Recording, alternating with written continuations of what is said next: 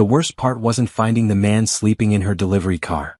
It wasn't even the fact that he'd somehow gotten inside without breaking anything, leaving no trace of how he'd managed it. The worst part was how her 4-year-old daughter Emma had walked right up to him and said, "Mommy, why is the sad man sleeping in our car?"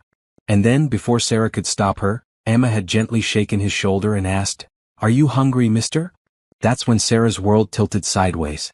Because when the man opened his eyes, they weren't wild or threatening like she'd expected from someone living on the streets. They were the clearest, most intelligent eyes she'd ever seen, filled with a sadness so deep it made her chest ache. He looked at Emma with such gentle surprise as if no one had shown him kindness in years. "I'm sorry," he whispered, his voice rough but educated. "I'll leave right away." But Emma, being 4 and having no understanding of stranger danger, plopped down right beside him in the back seat of the old Honda. "Do you want some of my crackers? Mommy always packs extra."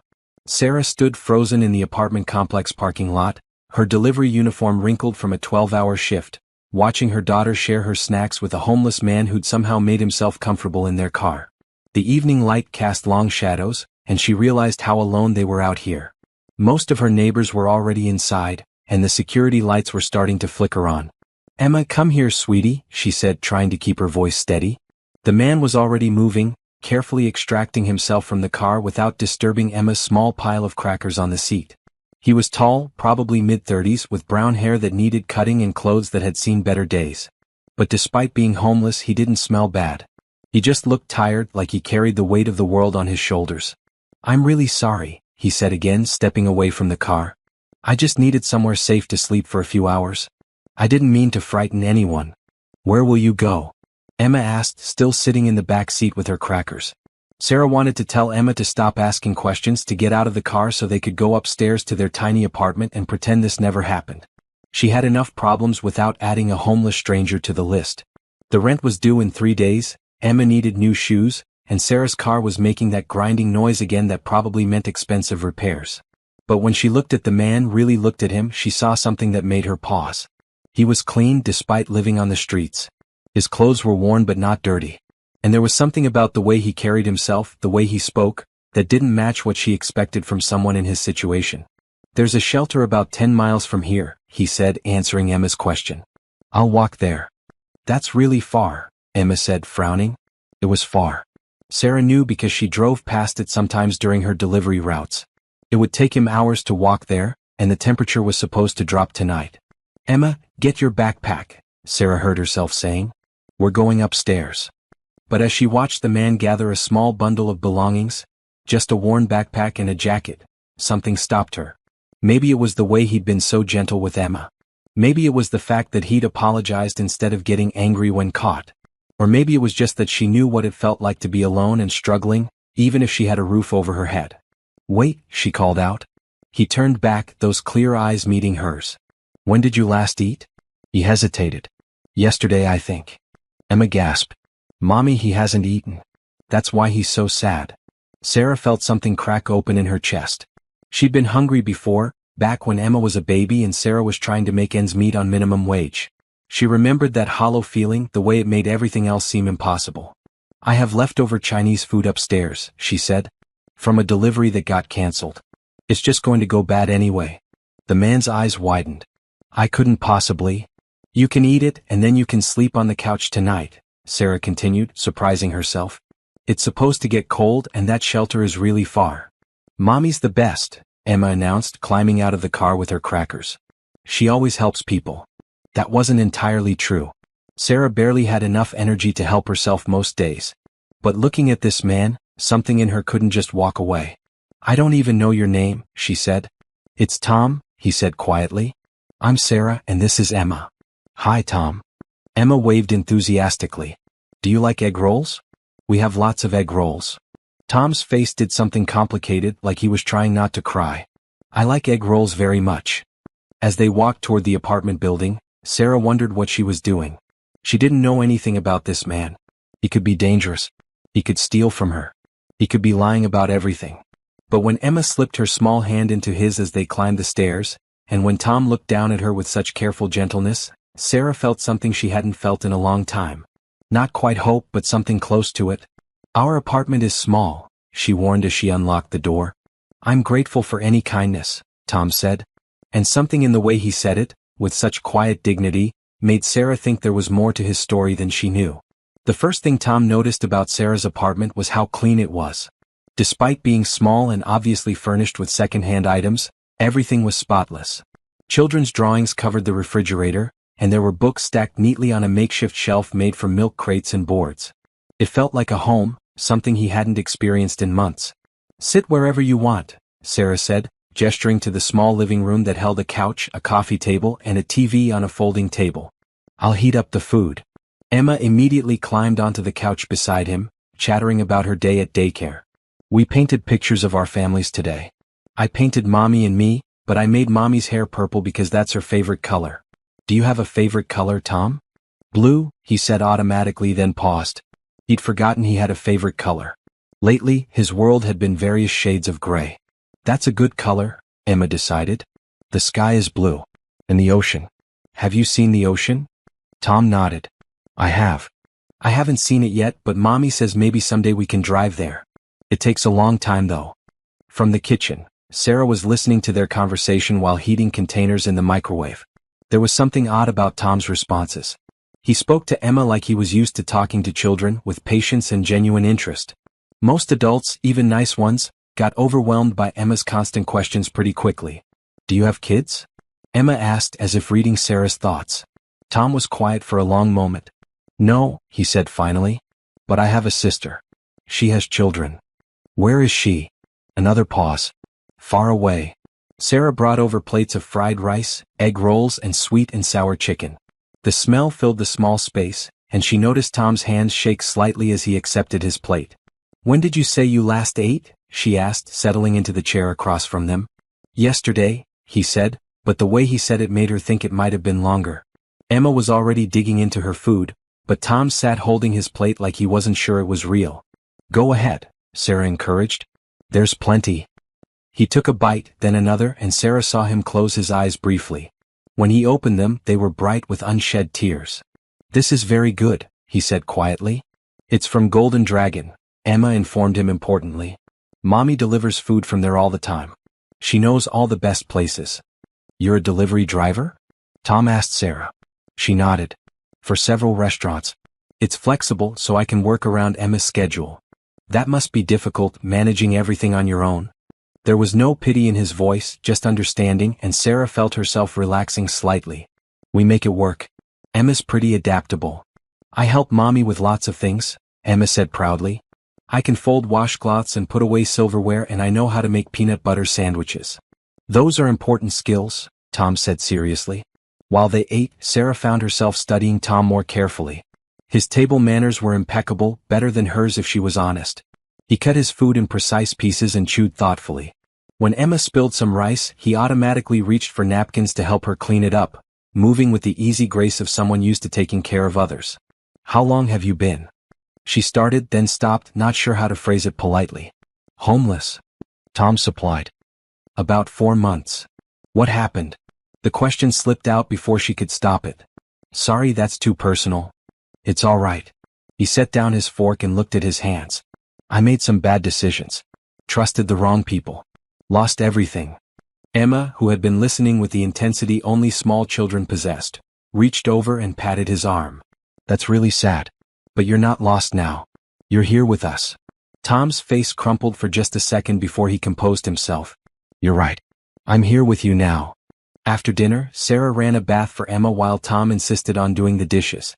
She could hear him talking to Emma through the bathroom door, answering her endless questions about everything from why soap made bubbles to whether fish got cold in the ocean.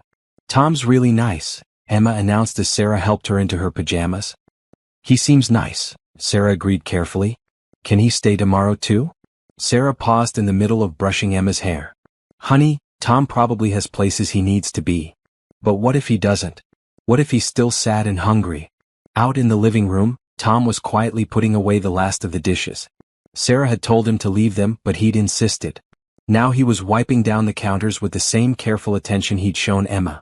We'll see, Sarah told Emma, which was her standard response when she didn't know what else to say. After Emma was tucked into bed, Sarah returned to the living room to find Tom sitting on the edge of the couch, his small backpack beside him. I should probably go, he said. You've been more than kind enough. Where will you go? The shelter's closed by now. I'll find somewhere. Sarah looked at him, really looked at him. In the soft light of her living room lamps, she could see that his clothes, while worn, were good quality.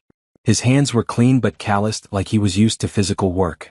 And there was something about his posture, the way he held himself, that spoke of confidence despite his current circumstances. The couch pulls out into a bed, she found herself saying. Emma gets up early though. Around 6. I'm used to early mornings, Tom said quietly. There are blankets in that closet. And you can shower if you want. The hot water takes a while to heat up, but it works. Sarah. He said her name like it meant something. Why are you doing this? She thought about it. I don't know. Emma seems to like you. And you seem like you need help. I could be dangerous. Are you? No. Then I guess we'll figure it out as we go. Later, as Sarah lay in her own bed listening to the sounds of Tom moving quietly around her living room, she wondered what she'd gotten herself into. Emma was already attached to him, she could tell. And Sarah? Well, Sarah was trying not to think about how good it had felt to have another adult to talk to during dinner, how nice it was to have someone help with the dishes without being asked. She fell asleep to the sound of Tom's quiet breathing in the next room, and for the first time in months she didn't feel quite so alone.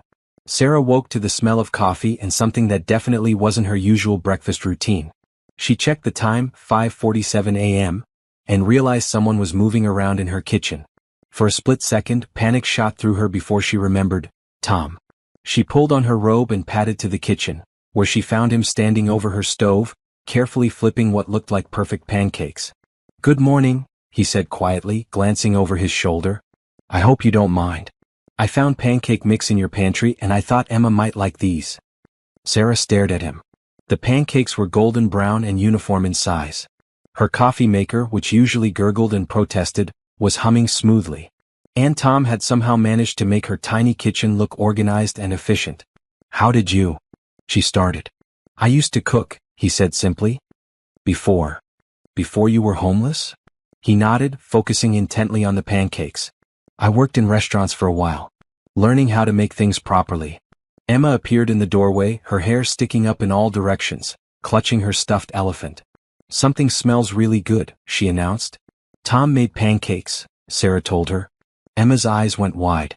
Real pancakes? Like at restaurants? I hope so, Tom said, lifting one onto a plate. Would you like to try one? 20 minutes later, Sarah was eating the best pancakes she'd had in years while Emma chattered about how Tom was the best pancake maker in the whole world. But what struck Sarah most wasn't the food, it was watching Tom with Emma. He listened to every word she said, responded to her stories about her stuffed animals, and even helped her cut her pancakes into the specific shapes she liked. I have to get ready for work, Sarah said eventually, checking the time. What time do you usually leave? Tom asked. I drop Emma at daycare at 7:30, then start deliveries at 8. Would it help if I walked Emma to daycare? It's only a few blocks, right?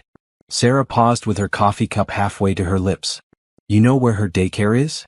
I've seen you walking that direction with her in the mornings. From the park. A chill ran down Sarah's spine. You've been watching us? Tom's face went pale. Not watching. I sleep in the park sometimes and I've seen you walk by. I didn't mean to sound. He set down his fork. I understand if you want me to leave. Emma looked between them with worried eyes. Are you mad, Mommy? Sarah studied Tom's face. He looked genuinely upset at the misunderstanding, and there was something in his expression that reminded her of Emma when she'd accidentally broken something and was waiting to see if she was in trouble. You sleep in the park? Sometimes. When the shelter's full or when? He trailed off. When what? When it's not safe there. Sarah felt something twist in her stomach. She'd driven past that park dozens of times, never thinking about who might be sleeping on the benches or behind the trees. The daycare requires ID to pick up kids, she said finally. Even parents need to show ID every time. Of course, Tom said quickly. I wasn't thinking. I just thought. You just thought you'd help, Emma finished for him. That's nice, Tom. After Sarah left for work, Tom spent the morning cleaning the apartment. Not because Sarah had asked, she hadn't, but because he needed something to do with his hands, and because the place reminded him of his sister's first apartment after college. Small and cheerful and full of love despite having very little money behind it. He organized Emma's toys, wiped down surfaces that were already clean, and even managed to fix the loose handle on one of the kitchen cabinets using a screwdriver he found in a drawer. By the time Emma came home from daycare with the elderly woman from downstairs who watched her in the afternoons, the apartment looked better than it had in months. "Tom?" Emma shouted, running to hug his legs. "Did you stay all day?" "I did," he said, lifting her up. "How was school?" "We learned about community helpers. Like firefighters and police officers and delivery drivers like Mommy." Mrs. Rodriguez, the woman who watched Emma, gave Tom a long, assessing look. "You're the young man Sarah told me about." "Yes, ma'am." "Emma's been talking about you all afternoon." She studied him for another moment. "You seem all right. But you hurt that little girl or her mother, and you'll answer to me." "I understand." After Mrs. Rodriguez left, Tom helped Emma with a puzzle while she told him about her day. She was working on a 48-piece puzzle of a farm scene, and Tom was impressed by how methodical she was, sorting pieces by color before trying to fit them together. "Mommy says I'm good at puzzles because I'm patient," Emma said proudly. "Your mother's right. Patience is important for lots of things." "Are you patient?" Tom considered this. "I'm learning to be." When Sarah came home at 6, tired from a long day of driving around the city, she found Emma and Tom sitting at the kitchen table working on homework. Emma was practicing writing her letters and Tom was showing her how to make them neat and even. "Look, Mommy." Emma held up her paper. "Tom taught me how to make my B's not backwards." Sarah looked at the paper, then at Tom. Emma's handwriting, which usually looked like she'd written with her elbow, was noticeably neater. "You're good at this," she said. "I used to help my nephew with his homework," Tom said quietly. "The one your sister has?" He nodded. "Jake. He's 8 now, I think." "You think?" Tom's face clouded. "I haven't talked to my sister in a while." During dinner, leftover pasta that Tom had somehow transformed into something that actually tasted good, Sarah found herself asking more questions. "What kind of work did you do before?" "Different things," Tom said vaguely. "Restaurants like I mentioned. Some office work." "What kind of office work?" He hesitated. "Business stuff. Nothing very interesting." Emma, who had been quietly eating her improved pasta, suddenly looked up. "Tom, do you miss your family?" The question hung in the air. Tom set down his fork and looked at Emma with such sadness that Sarah felt her chest tighten. "Yes," he said simply. "I miss them very much."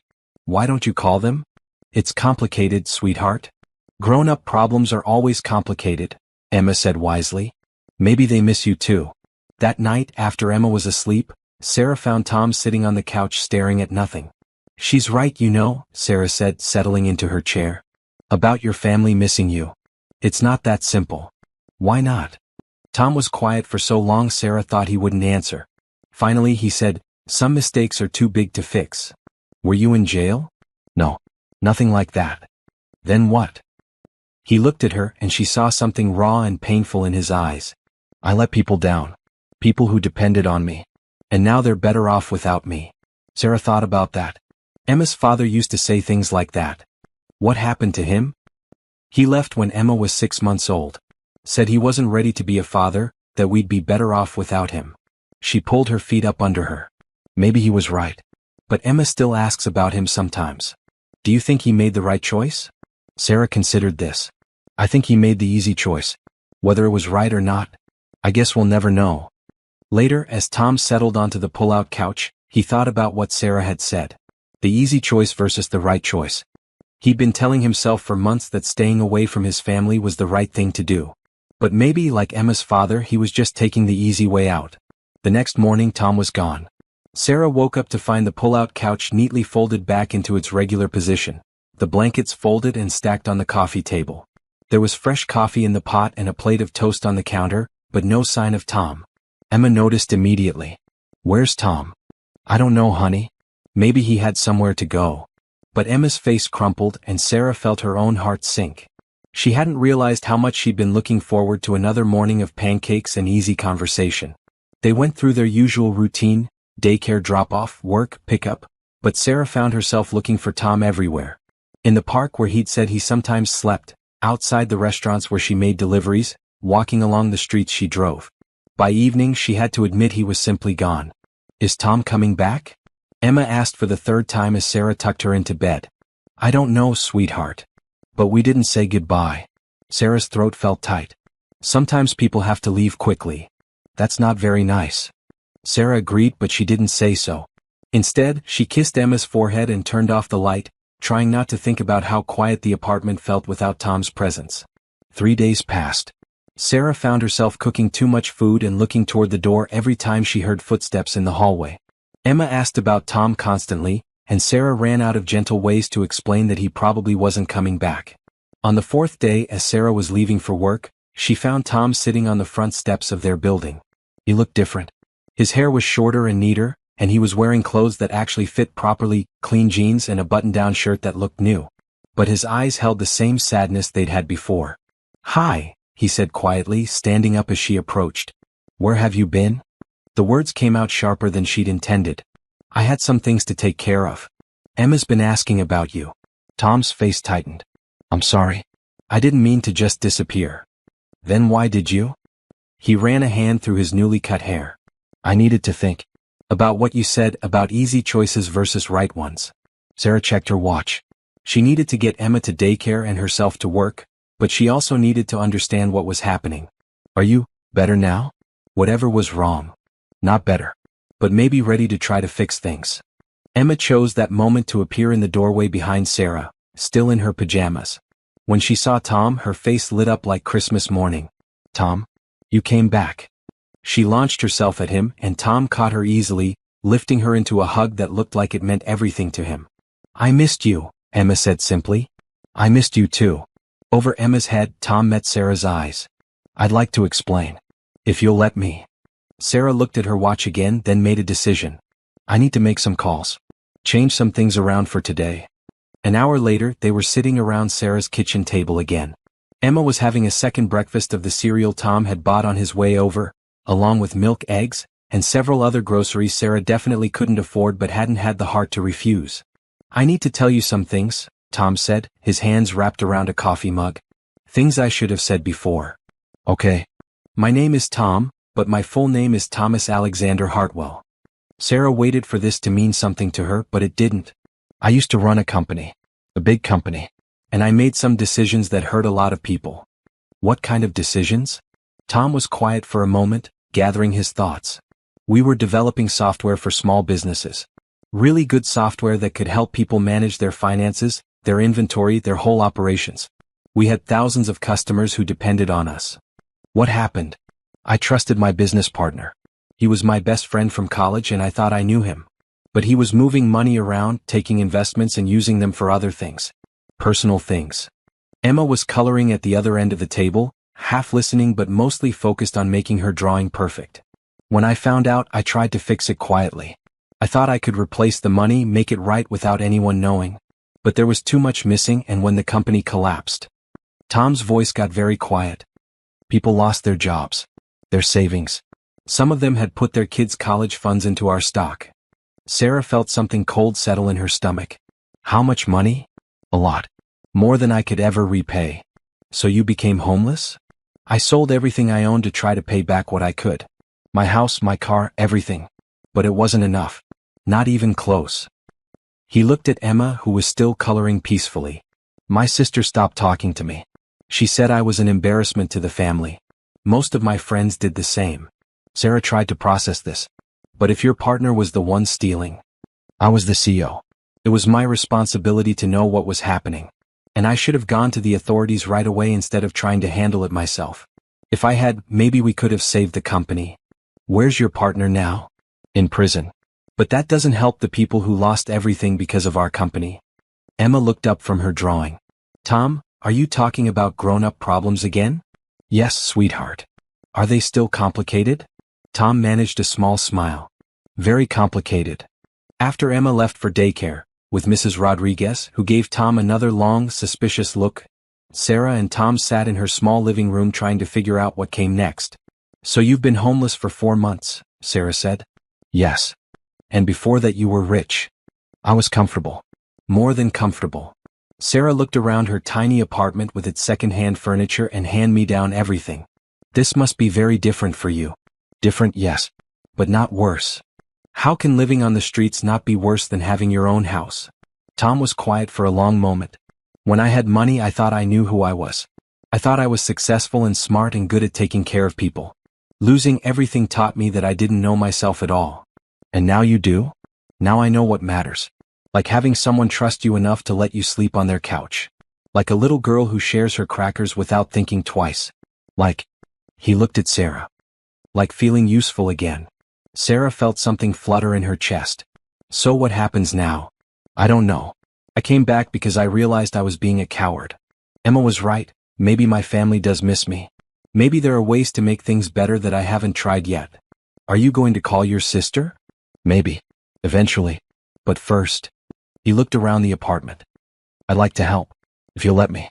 I know you don't need charity, but I need to be useful to someone. I can't pay you. I'm not asking for pay. I'm asking for a chance to do something right. Sarah studied his face. He looked different than he had a week ago, not just because of the haircut and clean clothes. He looked like someone who had made a decision. What exactly are you offering? Whatever you need. I can watch Emma sometimes so you can work more hours. I can fix things around here. I'm pretty handy. I can cook, clean, help with homework. He paused. I can be a friend if you need one. Sarah thought about how quiet the apartment had been without him, how much Emma had missed him, how nice it had been to have help with simple things like dishes and homework. For how long? I don't know. Until you don't need me anymore. Or until you decide you can't trust me. And then what? Then I figure out what comes next. It wasn't much of a plan, Sarah thought. But then again, her own life wasn't exactly following a master plan either. Emma really missed you, she said finally. I really missed her too. And you. The way he said it made something warm spread through Sarah's chest. Okay. You can stay. For now. But we need rules. Of course. And you have to promise not to just disappear again. If you need to leave, you talk to me first. Emma's been through enough people leaving without saying goodbye. Tom's face grew serious. I promise. As they shook hands on their agreement, Sarah wondered if she was making a huge mistake. But looking at Tom, seeing the determination in his eyes, she thought maybe they were both ready to try something new. Even if neither of them knew exactly what that something was. 2 weeks into their new arrangement, Sarah began to understand just how much her life had been held together by sheer willpower and caffeine. With Tom helping, everything suddenly became easier in ways she hadn't expected. Her car, which had been making that grinding noise for months, was now running smoothly after Tom spent an afternoon under the hood with tools he'd somehow acquired. The loose bathroom doorknob that she'd been meaning to fix for 6 months was repaired.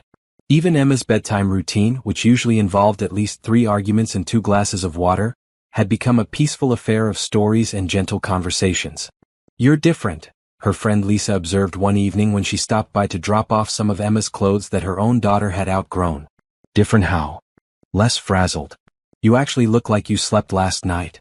Sarah glanced toward the kitchen, where Tom was helping Emma with a craft project involving far too much glue. I guess I have been sleeping better.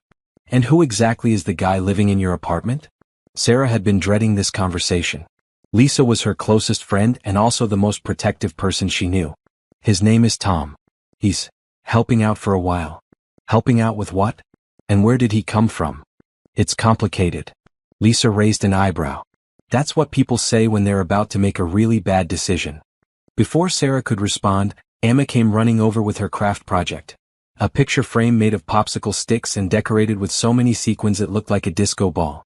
Look what Tom helped me make for you, Mommy. It's beautiful, sweetheart. Tom knows how to make the glue stick better, and he has really steady hands for the tiny pieces. Lisa looked between Emma and Sarah with an expression that clearly said they would be talking about this later. After Lisa left, Tom appeared beside Sarah as she was loading the dishwasher. Your friend doesn't trust me. Can you blame her? No. She's looking out for you and Emma. That's what good friends do. Sarah handed him a plate to dry. She thinks I'm being naive. Are you? Sarah considered this. Probably. But I've been making decisions based on fear for so long, I thought maybe it was time to try something different. What were you afraid of? Everything. Not having enough money, making the wrong choices for Emma, being alone forever, letting someone close enough to hurt us. She paused. The usual single mom fears. And now I'm still afraid of all those things. But I'm also afraid of missing out on something good because I was too scared to take a chance. Tom stopped drying the plate in his hands. Is that what this is? Taking a chance on something good? Sarah looked at him, really looked at him. Over the past 2 weeks, she'd watched him transform from the hollow-eyed man she'd found sleeping in her car to someone who seemed more solid, more present. He laughed at Emma's jokes, remembered Sarah's favorite coffee, and had somehow made their tiny apartment feel bigger just by being in it. "I don't know yet," she said honestly. "But I'd like to find out." That night, after Emma was asleep, Tom made tea and they sat on the couch talking about their days. It had become a routine Sarah looked forward to more than she wanted to admit. "I called my sister today," Tom said quietly. Sarah nearly choked on her tea. "You did? How did it go?" "She hung up on me." "Oh, Tom." "But she answered the phone." "That's more than she's done in months." He stared into his mug. "I heard my nephew in the background. Jake." He sounded happy. "Maybe you could try again." "Maybe." She said some things before she hung up. About how I destroyed everything, how I embarrassed the family. Tom's voice was steady, but Sarah could see the pain in his eyes. She wasn't wrong. People say things when they're hurt. She has a right to be hurt. Jake was supposed to start at a private school this year. They were counting on dividends from company stock to pay for it. Sarah felt her stomach drop. "Your own family lost money?" "Everyone did. My sister, my parents, friends who invested because they trusted me." Tom set down his mug. "Do you want to know the worst part?" Sarah wasn't sure she did, but she nodded. "I keep thinking about this little girl who came to our office once with her grandfather. She couldn't have been much older than Emma. Her grandfather had invested his retirement money with us, and he brought her along when he came to ask about his account. She was so proud of him, talking about how smart her grandpa was with money." Tom's voice broke slightly. "When everything collapsed, he lost almost everything. I heard he had to move in with his daughter because he couldn't afford his apartment anymore." Sarah reached over and took his hand without thinking. His fingers were warm and calloused, and they closed around hers like he was drowning and she was throwing him a rope. "You didn't know what your partner was doing. But I should have. It was my job to know." They sat in silence for a while, her hand in his, both of them staring at the muted TV where late-night commercials played soundlessly. "Can I ask you something?" Sarah said finally. "Of course." "Why didn't you tell me all this at the beginning?" Tom was quiet for so long she thought he wouldn't answer. "Because I was afraid you'd look at me the way my sister does. Like I'm someone who destroys everything he touches." "And how do I look at you now?" He met her eyes. "I don't know. How do you look at me?" Sarah studied his face in the soft lamplight. She saw exhaustion and regret, but also kindness and determination. She saw someone who had been broken and was trying to put himself back together. She saw someone who made her daughter laugh and remembered to buy the coffee she liked and fix things without being asked. "I look at you like someone who's trying to do better," she said. "Like someone who made mistakes but wants to make them right. Even knowing what I cost people? Especially knowing that. It would be easy to run away and never think about it again. You're still here, still trying. That says something." Tom lifted their joined hands and pressed a soft kiss to her knuckles. It was such a gentle gesture that Sarah felt tears prick her eyes. "Thank you," he whispered. "For what?" "For seeing something in me that I'd forgotten was there." The next morning brought new challenges. Emma woke up with a fever, which meant no daycare and no work for Sarah. She called in sick to all her delivery jobs, knowing she couldn't afford to lose the money but having no choice. "I can stay with her," Tom offered as Sarah took Emma's temperature for the third time. "You don't know anything about sick kids." "I know about fevers and soup and keeping someone comfortable. And Emma trusts me." Sarah looked at her daughter, who was curled up on the couch with her stuffed elephant, looking miserable but not dangerously ill. Then she looked at their nearly empty bank account on her phone and made a decision. "If her fever goes over 101, you call me immediately. If she throws up more than once, you call me. If she seems confused or really sleepy, you call me. I will. And if..." "Sarah." Tom put his hands on her shoulders. "I'll take good care of her. I promise." It was the hardest thing Sarah had done in years, leaving Emma with someone who wasn't family. But as she drove her delivery routes that day, her phone stayed silent. When she called to check in, Tom reported that Emma was drinking plenty of fluids, had eaten some toast, and was currently napping while he read quietly nearby. "She asked me to tell you she loves you and she's being brave," Tom said. "And how are you doing?" "Fine. Better than fine, actually. It feels good to be needed." When Sarah got home that evening, she found Emma sitting up on the couch, looking much better, while Tom read her a story. They'd built a blanket fort that took up most of the living room, and Emma had apparently directed the construction with detailed specifications. "Mommy, look at our fort." Tom made it exactly how I wanted, with a window and everything. Sarah crawled into the fort, which was surprisingly spacious and comfortable. This is pretty impressive. Tom says if I feel better tomorrow, we can make an even bigger one. We'll see how you feel, Sarah said, checking Emma's forehead. The fever had broken. Later, as they cleaned up the fort, Sarah realized something had shifted. She trusted Tom with the most important thing in her world, and he'd proven worthy of that trust. Emma was better, the apartment was clean, and there was dinner waiting on the stove. I don't know how to repay you for today, she said. You don't need to repay me. This is what people do for each other. Is it?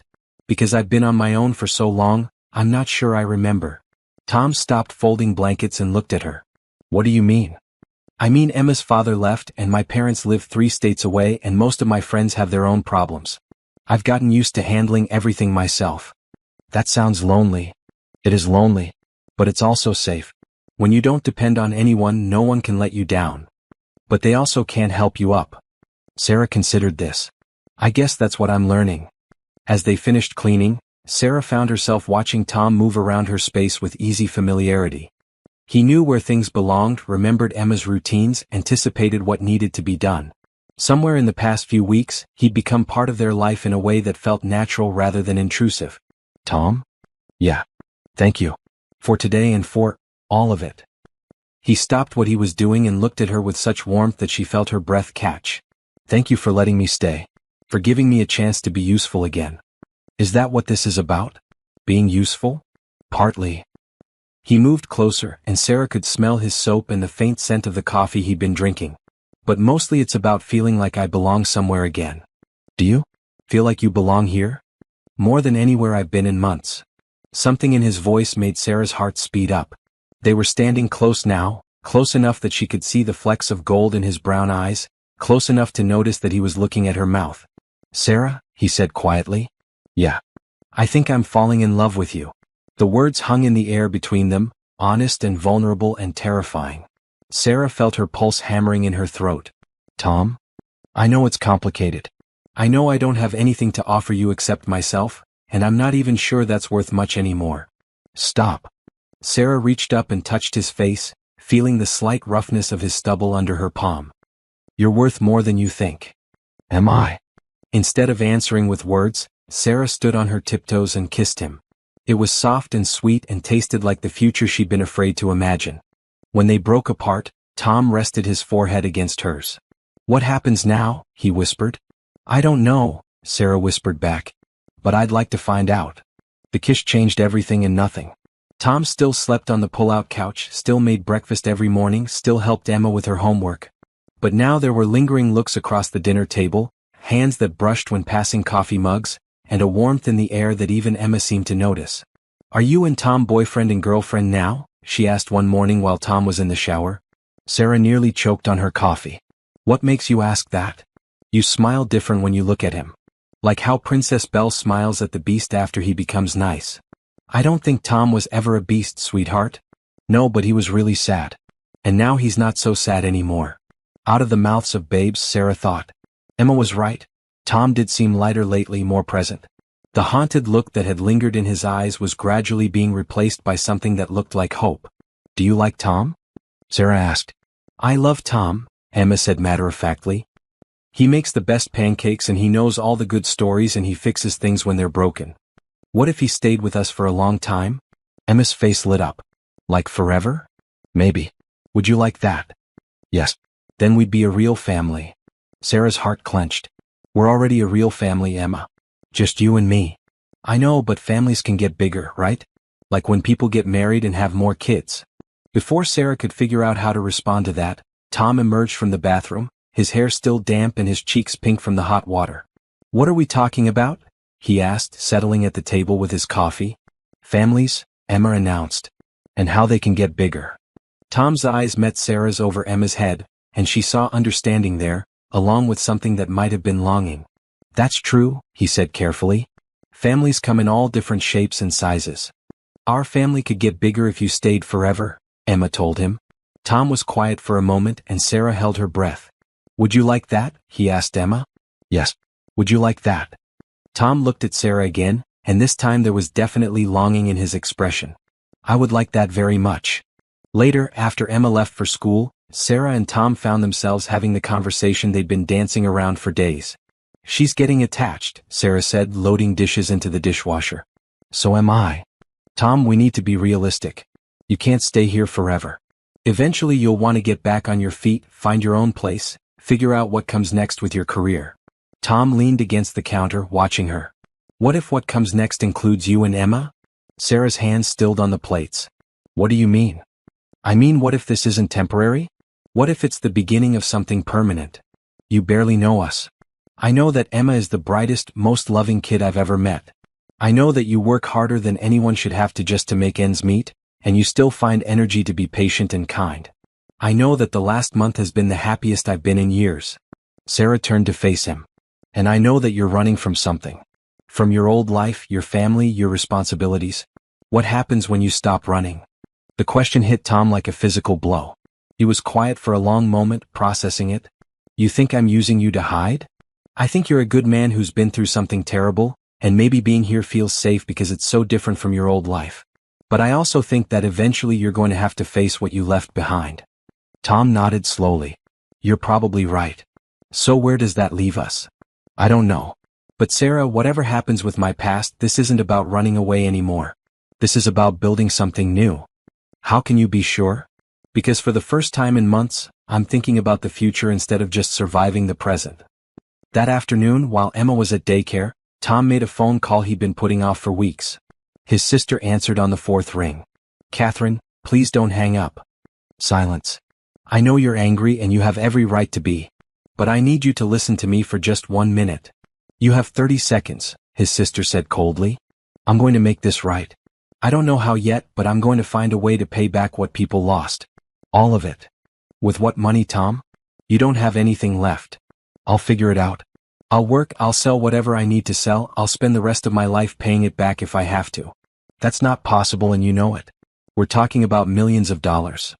Tom closed his eyes. "I know. But I have to try." "What? So you can feel better about yourself?" "No. So Jake can go to that private school. So the grandfather I told you about doesn't have to live in his daughter's basement. So people can trust me again." Catherine was quiet for a moment. "Where are you, Tom?" "I'm..." He paused, looking around Sarah's small apartment. "I'm somewhere safe. With people who care about me." "What people?" "You don't have any friends left." The word stung, but Tom pushed through. "I've met someone. A woman with a little girl. They took me in when I had nothing." "She knows about the company?" "Yes."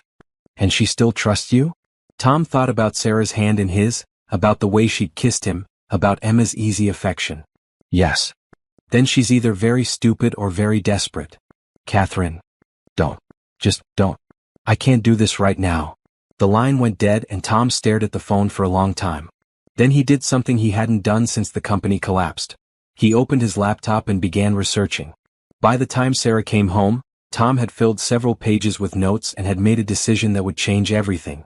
"We need to talk," he said as soon as she walked in the door. Something in his tone made Sarah set down her purse and give him her full attention. "What's wrong?" "Nothing's wrong. But I need to tell you something, and I need you to listen to the whole thing before you say anything."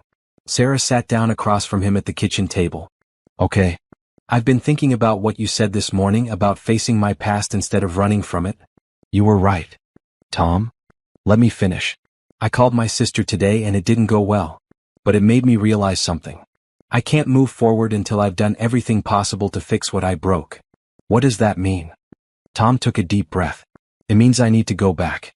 Not permanently, but long enough to face the people I hurt and try to make things right." Sarah felt her stomach drop. "When?" "Soon. This week maybe." "For how long?" "I don't know. It depends on what I find when I get there." Sarah stared at him, feeling like the ground was shifting under her feet. "So you're leaving?" "I'm coming back." "Are you?" "Because it sounds like you're going back to your old life and I can't see how we fit into that." Tom reached across the table and took her hands. "Sarah, look at me." She did, reluctantly. "I love you. I love Emma. I love the life we've started to build here. But I can't be the man you deserve until I've made peace with the man I used to be." "What if you can't make peace with it?" "Then I'll have to live with that. But at least I'll know I tried." Sarah pulled her hands away. "And what are Emma and I supposed to do while you're gone?" Just wait and see if you decide to come back? Yes, Tom said simply. If you're willing to. That's not fair. I know it's not. But Sarah, if I don't do this, it'll always be between us. You'll always wonder if I'm really here because I want to be, or because I'm just hiding from my problems. Sarah wanted to argue, but she couldn't because he was right. The question had been nagging at her since the beginning. How long? She asked again. 2 weeks. Maybe 3. And then? Then I come home to you and Emma, and we figure out what comes next. What if there's nothing to come home to? What if Emma and I decide we can't do this anymore? Tom's face went pale, but his voice stayed steady. Then I'll have to accept that. That night, after Emma was asleep, Sarah lay in her bed staring at the ceiling. From the living room, she could hear Tom moving around, probably packing the few belongings he'd accumulated. Tomorrow he would be gone and she and Emma would be alone again. The thought made her chest ache in ways she hadn't expected. Somewhere over the past month, she'd stopped thinking of Tom as a temporary guest and started thinking of him as, what? A partner? A boyfriend? The beginning of the family Emma kept talking about? Around midnight, she gave up on sleep and padded to the kitchen for water. Tom was sitting at the table with his laptop open, and she could see airplane tickets on the screen. Couldn't sleep either? He asked quietly. Sarah shook her head. When do you leave? Tomorrow afternoon. I got a flight to Chicago. Chicago? That's where the company was based. Where most of the people I need to talk to still live. Sarah sat down across from him. Are you scared? Terrified? Then why go? Tom closed the laptop and looked at her. Because a very wise woman told me that I needed to stop running. And because I realized that the only way I can be worthy of what we have is to face what I've done. What if they won't forgive you? Then at least I'll have tried. What if you get there and decide you belong in that world after all? Tom reached across the table and touched her face. That's not going to happen. How can you be sure? Because my world is here now. With you and Emma. Everything else is just something I need to clean up. Sarah wanted to believe him, but fear was making it hard to think clearly. I don't want you to go. I don't want to go either. But I need to. Promise me something. Anything. Promise me you'll call. Every day. So Emma knows you're thinking about her. I promise. And promise me you'll come back. Even if things don't go the way you hope. Tom stood up and pulled her into his arms. I promise. This is my home now. You and Emma are my family. Nothing is going to change that. As he held her, Sarah tried to memorize the feeling of his arms around her, the scent of his soap, the steady beat of his heart against her cheek. Tomorrow he would be gone, and all she would have were his promises and the hope that love would be enough to bring him back. Tom's departure was harder than Sarah had expected. Emma cried when he explained he had to go away for a little while, and even Tom's promise to call every day didn't completely console her. But what if you forget about us? Emma asked, clinging to his hand. I could never forget about you, Tom said, kneeling down to her level. You're the most unforgettable person I know. Promise? I promise. And look, he pulled something from his pocket. It was a small stuffed bear, brown and soft, wearing a tiny blue shirt. This is for you to keep while I'm gone. His name is Courage. Why Courage? Because sometimes we need extra courage when people we love have to go away. Courage will remind you that I'm thinking about you every single day. Emma hugged the bear tightly. Will you take something of mine too? So you don't forget. Emma ran to her room and came back with one of her hair ribbons, a blue one that matched the bear's shirt. Wear this, she said seriously. Tom tied the ribbon around his wrist. Perfect. Now we'll both have something to remember each other by.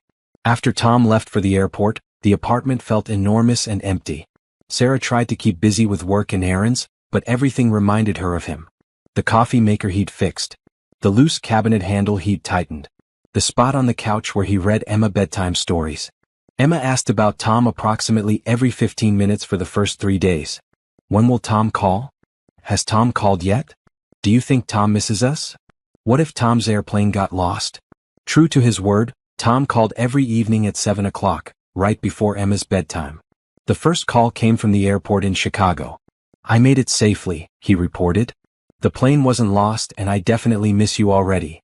Did you see any clouds? Emma asked, pressed close to the phone. Lots of clouds. Some of them looked like animals. I saw one that looked like your elephant. Really? Really? I took a picture, but it's not as good as the real thing. By the second week, Tom's calls had become the highlight of Emma's day. She would spend the hour before he called preparing stories to tell him about school, drawings to describe, and questions she'd been saving up. Tom, we learned about butterflies today. Did you know they taste with their feet? I did not know that. That's very interesting. And Mrs. Johnson said that some butterflies fly thousands of miles when they're looking for somewhere warm to live. Like how you flew far away but you're coming back. Sarah listened to these conversations with a mixture of joy and heartache. Emma's innocent faith that Tom would return never wavered, but Sarah found herself worrying more each day. What if something went wrong? What if Tom's past pulled him back into a world where there was no room for them? Her fears seemed justified when Tom's call started getting shorter and more distracted. How are things going there? Sarah asked during one call. Complicated, Tom said. I'm meeting with lawyers tomorrow, and then I have to go see some of the people who lost money. How are they taking it? About as well as you'd expect. Tom, you sound exhausted. I am. But I'm making progress. I think. What kind of progress? There was a pause. I'll tell you more when I know more. Can I talk to Emma? Sarah handed over the phone, but she noticed that Tom's conversation with Emma was shorter than usual, and he seemed preoccupied. After they hung up, Emma looked worried. Tom sounded sad again, she observed. He's working on some difficult things, Sarah explained. Grown-up problems? Very grown-up problems. I wish we could help him. Sarah wished the same thing, but she didn't know how to help someone who was hundreds of miles away, dealing with problems she couldn't fully understand. On the 10th day, Tom's call came 2 hours late. When the phone finally rang, Sarah grabbed it eagerly. Tom? We were worried. I'm sorry. The meeting ran long. His voice sounded strange, strained. What meeting? I'll explain later. Is Emma still awake? Yes, but Tom? Can I talk to her first? Sarah handed the phone to Emma, who had been pacing the living room like a tiny, anxious parent. Tom? Where were you? We were scared. I'm sorry, sweetheart. I got busy with work stuff, but I should have called earlier. Are you okay? You sound funny. I'm fine. Just tired. Tell me about your day. Emma launched into her usual detailed account of school, friends, and the progress of a caterpillar they were watching in her classroom. But Sarah noticed that Tom's responses were shorter than usual, distracted. After Emma went to bed, Sarah called Tom back. Okay, what's really going on? Tom was quiet for so long that Sarah wondered if the call had dropped. Tom? I'm here. Sarah, something's happened. Sarah's heart started pounding. What? I can't talk about it over the phone. But I need to stay here longer than I planned. How much longer? I don't know. Maybe another week. Maybe more. Sarah felt the bottom drop out of her stomach. Tom, you promised you'd be back in 2 weeks. I know. And I will be. But something came up, something I didn't expect, and I have to deal with it. What came up? I can't. It's complicated. Legal stuff. I'll explain everything when I get back. When you get back. Tom, you sound like you're not even sure you're coming back. Of course I'm coming back. Sarah, you have to trust me. I'm trying to, but you're being so vague, and Emma keeps asking when you're coming home, and I don't know what to tell her anymore. Tell her I love her. Tell her I'm working as hard as I can to come home. Are you? Because honestly, Tom, it's starting to feel like you're finding reasons to stay away. That's not fair. Isn't it?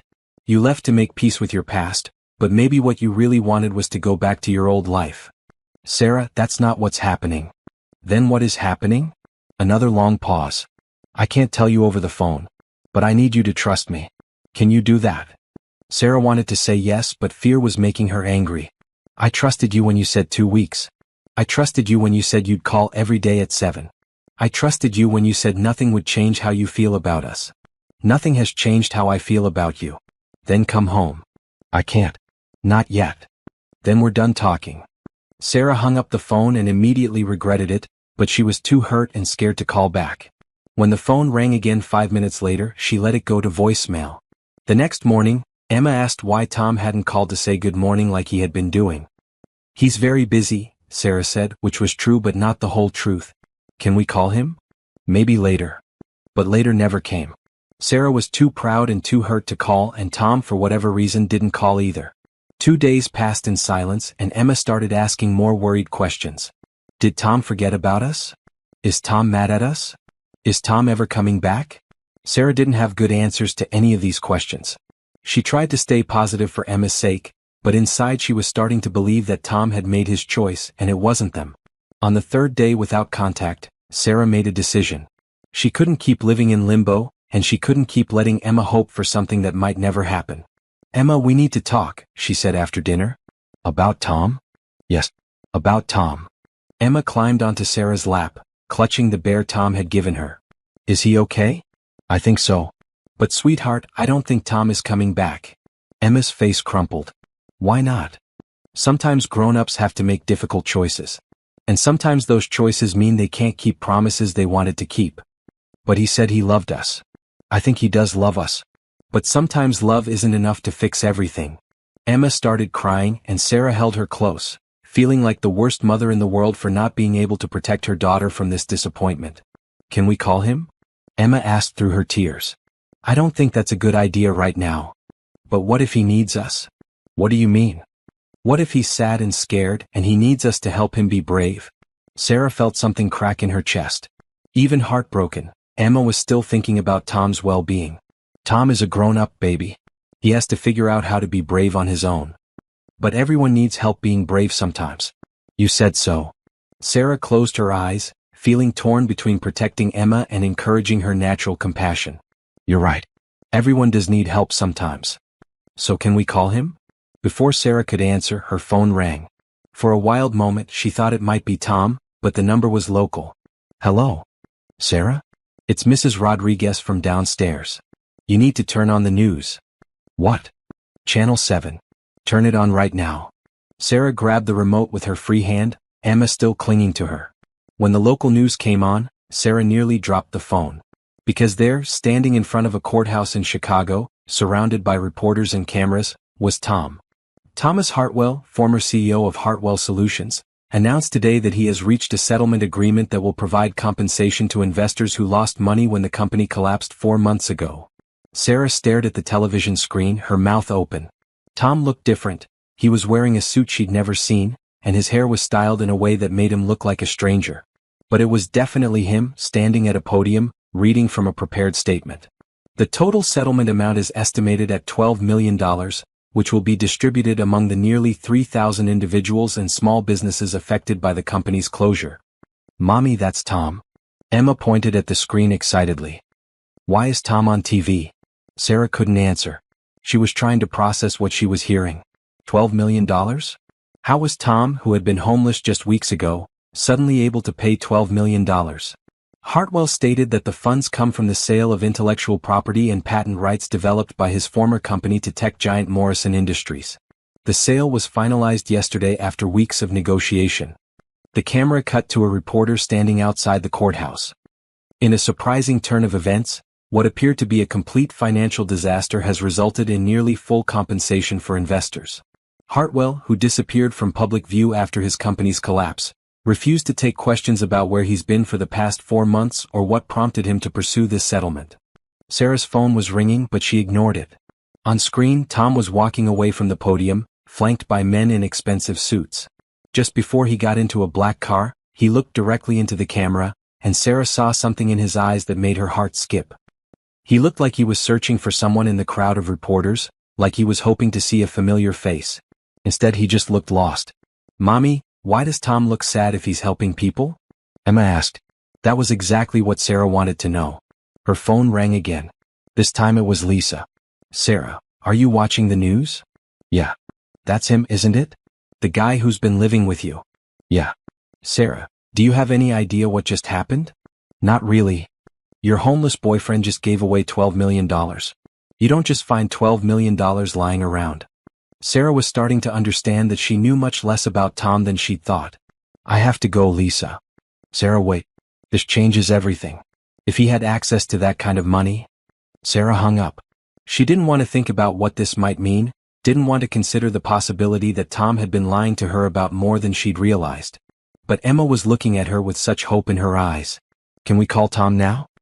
He looked like he needed a hug. Before Sarah could answer, her phone rang again.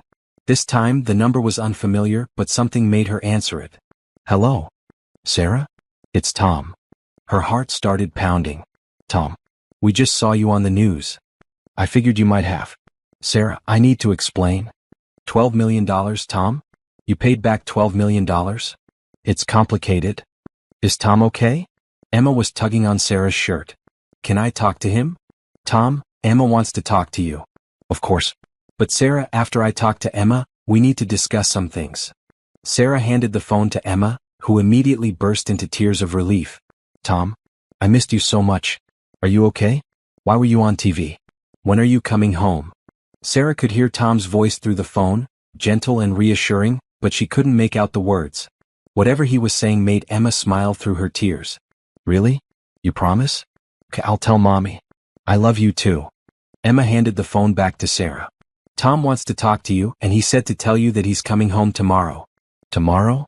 Sarah? Are you there? I'm here. Tom, what's going on? How did you have $12 million? I didn't. But I had something worth $12 million. What? The software we were developing when the company collapsed. It was further along than anyone knew, and it turned out to be exactly what Morrison Industries needed for their new platform. Sarah sat down heavily. So you sold it? Yes. To pay back the investors. All of it. Every penny.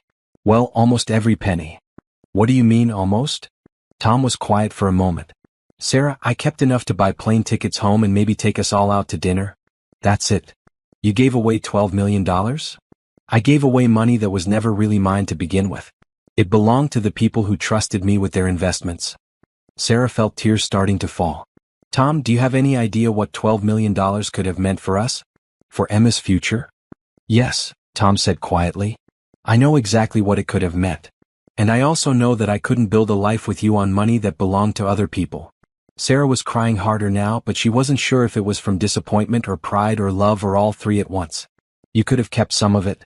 Enough to help us, to give Emma opportunities. Sarah, listen to me. The grandfather I told you about? The one with the little girl? I met with him yesterday. When I told him about the settlement, he cried. He said he'd given up hope of ever getting his money back. He can move out of his daughter's basement now. He can be independent again. Tom? And my sister's son Jake? He can go to that private school after all. My sister called me this morning for the first time in months. She was crying too. Sarah closed her eyes, trying to process everything. So you chose them over us? No.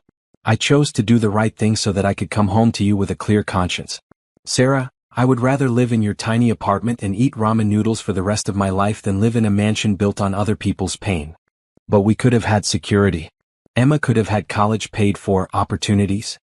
And what would I have taught her? That it's okay to keep money that doesn't belong to you as long as it makes your life easier? What kind of example would that be? Sarah knew he was right, but it still hurt. For just a few minutes, she'd imagined a different kind of future. No more worrying about rent, no more choosing between groceries and car repairs, no more lying awake at night calculating bills. I'm proud of you, she said finally. And I hate that I'm proud of you because part of me wanted you to keep the money. That's human, Sarah. I wanted to keep it too. I thought about all the things I could give you and Emma, all the ways I could make your lives easier. What changed your mind? Emma? Emma? I kept thinking about what she said about how families help each other be brave. And I realized that the bravest thing I could do was make sure I was worthy of being part of your family. Sarah was quiet for a long moment, absorbing this. Tom? Yeah. Come home. I'm already at the airport. My flight lands at 9 tomorrow morning. We'll pick you up. You don't have to. Yes, we do. Emma's been planning your welcome home party for 2 weeks. Tom's laugh sounded like relief and joy mixed together. A party? She made decorations and everything. She's been practicing a song to sing for you. What song? You Are My Sunshine. She says it's perfect because you make her not sad anymore.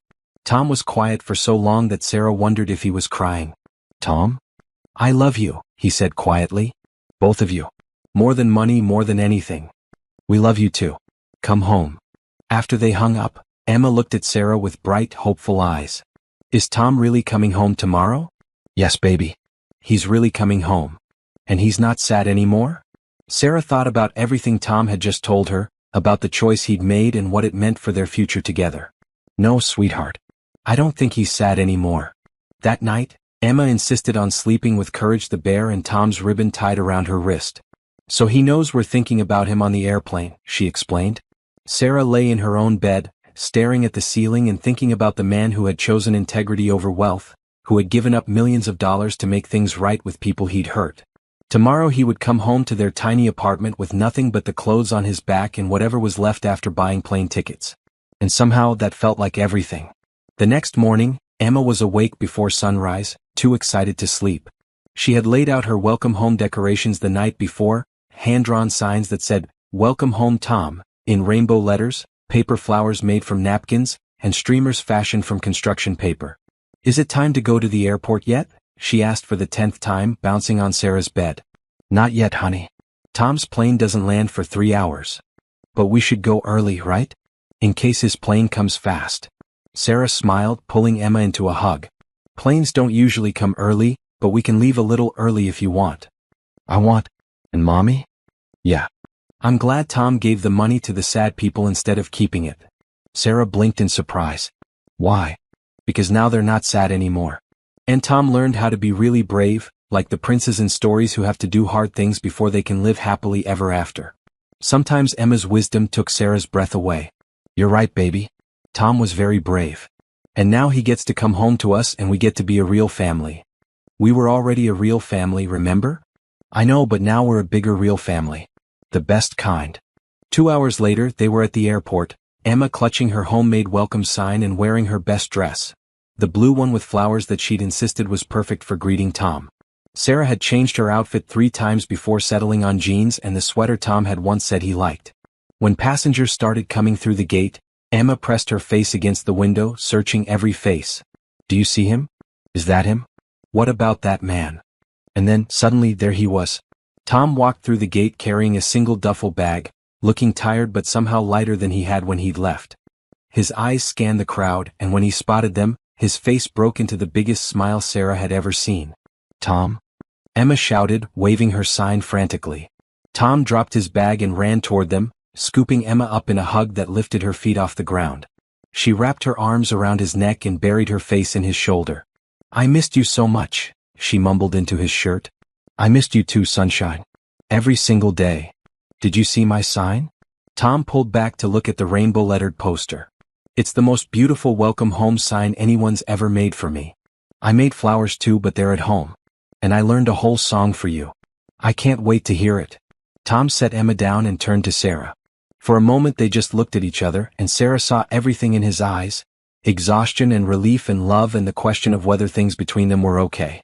Sarah answered the question by stepping into his arms. "Welcome home," she whispered against his chest. "Thank you," he whispered back. "For waiting. For believing in me. Thank you for coming back. I told you I would." "I know. But for a while there, I wasn't sure I believed you." Tom pulled back to look at her. "And now?" "Now I know that when you make a promise, you keep it." The drive home was filled with Emma's chatter about everything Tom had missed: a field trip to the science museum, a loose tooth that hadn't fallen out yet, a new book Mrs. Rodriguez had read to her about dragons. "And Mommy was sad while you were gone," Emma announced from the back seat. "She tried to hide it, but I could tell." "Emma?" Sarah said, embarrassed. "It's okay, Mommy. Tom was probably sad too. That's what happens when people love each other and have to be apart." Tom caught Sarah's eye in the rearview mirror. "Emma's right. I was very sad." "But you're not sad anymore?" "Not anymore." Back at the apartment, Emma immediately began her welcome home celebration. She sang "You Are My Sunshine," while standing on the coffee table, presented Tom with all the drawings she'd made for him while he was gone, and insisted he sit in his spot on the couch while she brought him snacks. "I saved you some of the good crackers," she said seriously, handing him a small plate. "And I made Mommy buy the coffee you like." "You thought of everything," Tom said, accepting the crackers with appropriate gravity. "That's what families do. We take care of each other." Later, after Emma had finally exhausted herself and fallen asleep curled up next to Tom on the couch, Sarah and Tom had a chance to really talk. "So what happens now?" Sarah asked quietly, careful not to wake Emma. "What do you mean?" "I mean you've done what you went to do. You've made peace with your past. But you don't have a job or money or any kind of plan for the future." Tom was quiet for a moment, gently stroking Emma's hair as she slept against his shoulder. "I've been thinking about that actually. And? I want to start over. Completely. Not in business. I think I've learned I'm not cut out for that kind of responsibility. But maybe something smaller, something that helps people directly." "Like what?" "I don't know yet. Maybe teaching or working with kids or helping other people who've lost everything get back on their feet." He looked at Sarah. "What I do know is that I want to do it here with you and Emma." Tom, we can't support 3 people on what I make delivering food. I know. I'll find work. Whatever kind of work I can get. I'm not too proud to start at the bottom. Sarah studied his face. You really mean that, don't you? You're willing to give up everything you used to have to stay here with us. Sarah, I didn't give up anything. I traded one kind of life for a better one. Even if it means struggling financially? Especially if it means struggling financially. Some of the happiest people I've ever met are the ones who have the least but love the most. Sarah felt tears prick her eyes. I love you, Tom Hartwell. I love you too, Sarah. And I love this little girl who's drooling on my shirt. They both looked down at Emma, who was indeed drooling slightly in her sleep, still clutching Courage the bear. She never stopped believing you'd come back, Sarah said. Smart kid. She wants us to be a real family. We are a real family. The best kind. Sarah leaned over and kissed him softly. So what's our next step? Well, first I need to find a job. Any job. Then maybe we can start saving up for a bigger apartment, something with 2 bedrooms so Emma can have her own room. And after that? Tom's eyes met hers and Sarah saw something that made her heart skip. After that, maybe we can talk about making this arrangement more permanent. What kind of permanent? The kind where I get to call you my wife and Emma gets to call me her dad if she wants to. Sarah felt her breath catch. Tom? Too soon. Maybe. But not too soon to think about. Good. Because I've been thinking about it a lot. As if she could hear them talking, Emma stirred and opened her eyes. Are you talking about getting married? She asked sleepily. Sarah and Tom stared at her. How did you? I heard Dad. Well, maybe Dad. Are you going to be my maybe dad, Tom? Tom's eyes filled with tears. Would you like me to be? Yes. But only if you promise never to go away again. I promise. Good. Emma sat up and rubbed her eyes. Can we have pancakes now? To celebrate? Tom looked at Sarah, who nodded. I think pancakes sound perfect. As Tom carried Emma to the kitchen and began pulling ingredients from the cabinets he'd organized weeks ago, Sarah watched them together and felt something settle in her chest. Peace maybe. Or hope. Or just the simple certainty that whatever came next they would face it together. Mommy, come help. Emma called. We're making celebration pancakes. Sarah joined them in her tiny kitchen, where Tom was already heating the griddle and Emma was carefully measuring flour. It was crowded with 3 people, but it was perfect. For the first time in years, Sarah felt like she was exactly where she belonged. 6 months later, Sarah stood in front of the bathroom mirror in their new apartment, smoothing down her dress and trying to calm her nerves. It wasn't a fancy dress. They still didn't have money for fancy things. But it was new, and it was the color of sky just after sunrise, which Emma had declared was perfect for a wedding. Mommy, are you ready? Emma called from the living room. Tom says we can't be late to our own wedding. Almost ready, sweetheart. Sarah took one last look at herself. The woman in the mirror looked different than the tired, worried person she'd been a year ago. She looked happy. She looked like someone who believed in the future. The past 6 months had been full of changes. Tom had found work at a non-profit organization that helped people rebuild their lives after financial disasters. The pay wasn't much, but combined with Sarah's delivery job, they were making it work. More importantly, Tom loved what he was doing. He came home every day with stories about people he'd helped, problems he'd solved, lives he'd touched. They'd moved into a 2-bedroom apartment just 3 blocks away from their old place. It wasn't fancy, but it had a real kitchen and space for Emma to play, and Emma had her own room with windows that let in the morning sun. Mommy? Emma appeared in the doorway wearing her flower girl dress, yellow like sunshine, also Emma's choice. Tom has something for you. Sarah followed Emma to the living room, where Tom was waiting in his best suit. He looked nervous and excited and so handsome that Sarah felt her heart do the same little skip it had been doing since the day she found him sleeping in her car. You look beautiful, he said softly. So do you. Tom pulled a small box from his pocket. I know we said no expensive rings, but I wanted to give you something. Sarah opened the box to find a simple silver band with a small stone that caught the light like water. It's not a diamond, Tom said quickly. It's a moonstone. The lady at the jewelry store said it represents new beginnings. Tom, it's perfect. Really? Really? Sarah held out her hand so he could slip the ring onto her finger. It fit perfectly. Are we ready to go get married now? Emma asked impatiently. Mrs. Rodriguez is waiting in the car, and she said she doesn't like to be late. The wedding was small, just the 3 of them, Mrs. Rodriguez as their witness, and the justice of the peace at the courthouse. But as Sarah and Tom exchanged vows they'd written themselves, promising to love each other through good times and hard times, through small apartments and big dreams, Sarah felt like they were surrounded by everyone who mattered. "I promise to make you pancakes every morning," Tom said, making Emma giggle. "I promise to share my crackers with you forever," Sarah replied, making Tom laugh. When the justice of the peace pronounced them husband and wife, Emma cheered so loudly that everyone in the courthouse turned to look. Tom kissed Sarah softly, and then they both hugged Emma, who declared it the best wedding ever, even though it was the only wedding she'd ever been to. Afterward, they went to Emma's favorite restaurant for lunch. It wasn't fancy, but the waitress knew Emma's name and brought her extra crayons, and Tom and Sarah held hands across the table while Emma drew pictures of their new family. "What are you drawing, sweetheart?" Sarah asked. "Our house," Emma said seriously. "With 3 people and Courage the bear and the cat we're going to get when we save enough money." "We're getting a cat?" Tom asked.